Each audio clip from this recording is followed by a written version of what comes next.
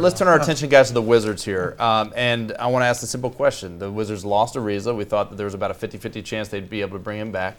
He basically signed the same deal with Houston that was offered to him in Washington, but obviously because of tax implications, he'll be able to make that money or save a lot more money in Texas. Are the Wizards better now, Mike, with Paul Pierce than they were last year with Ariza? No. And I would take – I really want the Paul Pierce signing to work out. I really do. But I think – and I don't think it's Mitch Richmond coming in from Sacramento and falling apart. I do think he gives him big minutes. He'll be 37. But he's 37 years old. He had his worst year from the field last year, his worst production point-wise. I think this is a guy, he's clearly on the downside of his career. It's just a matter of how many more points and minutes he can give you. If you ask the Wizards deep inside whether they would take Ariza for 4 or Paul Pierce for 2, they would have said Ariza for 4. So this is a nice safe face move, but they didn't get the girl they really wanted to bring to the junior prom. Dan, do you agree? I don't disagree with anything he said there except for the first thing, which is I still think that they're better this year, and that's because of what LeVar said earlier. I just can't imagine a scenario in which Beal and Wall aren't better this year than they were last year, and to such a degree, I would think that it makes up for that decline. Can I clarify that 1 minute? I meant specific comparisons. Player to I player. think with Ariza they would have been better this year than with Pierce. That's fair. I guess that's fair.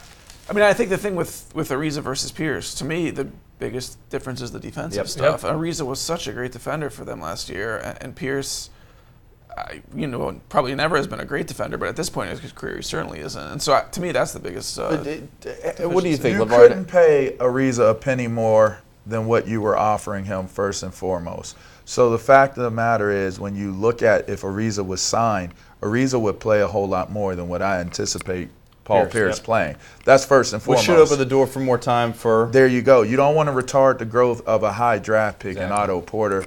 That's the deciding factor here. It's not so much as Paul Pierce making this team better than what Ariza did. Is Otto Porter going to be able to come into position and make this team better than what Trevor Ariza did while he was playing?